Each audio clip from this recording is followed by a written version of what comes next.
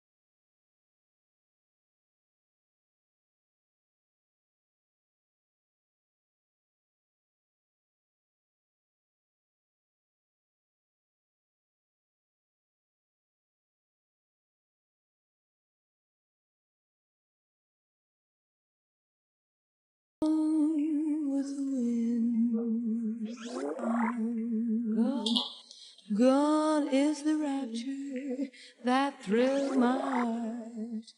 Gone with the wind.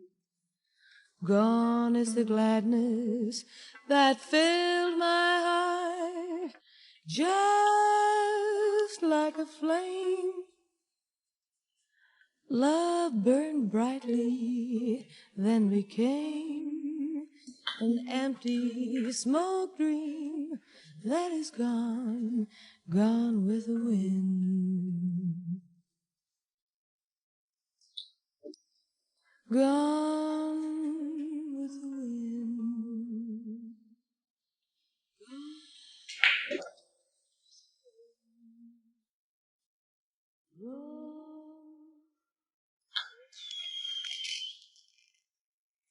样仔打白球中心点到底能不能打出纹丝不动的定杆？答案是不能，那是因为杆头打到白球中心点，白球会在短暂的滑动后被台面的摩擦力带上向前的旋转，所以当你用中杆打进直线球后，都会向前滚动一点点。那么我们将击球点向下移动一些，使母球带上一点向后的旋转，来抵消摩擦力，才能将白球定住。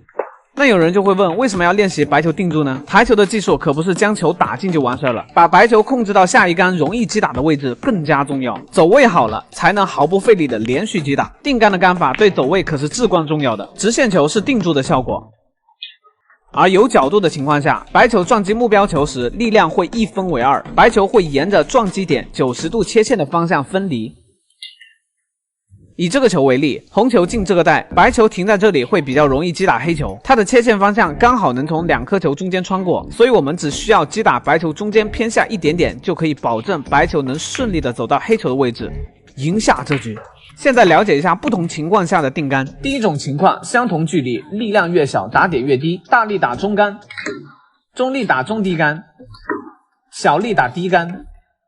第二种情况，不同距离，距离越远，打点越低，远距离打低杆，中等距离打中低杆，近距离打中杆。想要系统学习台球技术，记得一定要去看我主页置顶的第一条视频。下课。样仔加赛的5个小技巧，最后一招也太神奇了吧！技巧1，这个球型白球被完完全全的围死了，没有任何线路可以解到黑球。别急，这里还有一招，抬高杆尾，朝着库边小力击打左塞点位，白球上库后会产生一个小小的弧线，拐弯将黑球打进。没完全学会前，可千万不要乱用啊！技巧2，反向走位，遇到这种角度球，打进红球后，白球会往左边走，叫不到黑球。想走到这个位置的话，需要用到特殊技巧，立高杆尾，打在低杆右塞的点位上，即可叫到黑球。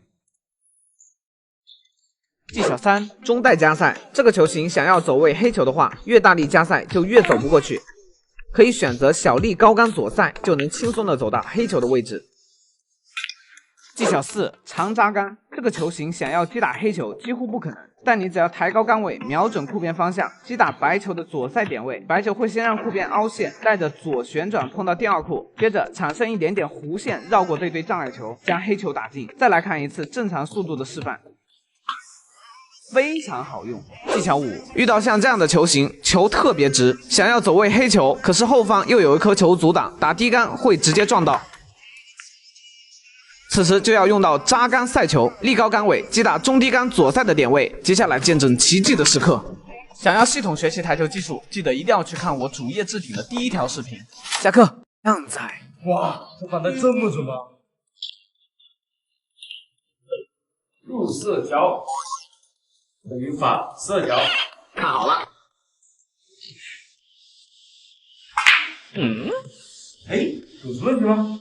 你不想等啊？注意看，因为力量大，库边产生了凹陷，凹陷的回弹会给球一些反向的力，所以想要大力秀一杆时，需要适当的向左多瞄一些。不要紧张，小伙子。看到没有啊？这怎么练的？能不能教我？我加班1星期。你说了啊？可以，来。首先，先在对面库边上找到这4个点，分别放上翘粉，每2个点之间距离16.75厘米，分别对应这边的4个点，每2点之间的距离是33.5厘米。先看一下4号点位对应的这条线，目标球无论在这条线的哪里，都可以对着4号点小力击打就能翻进中袋。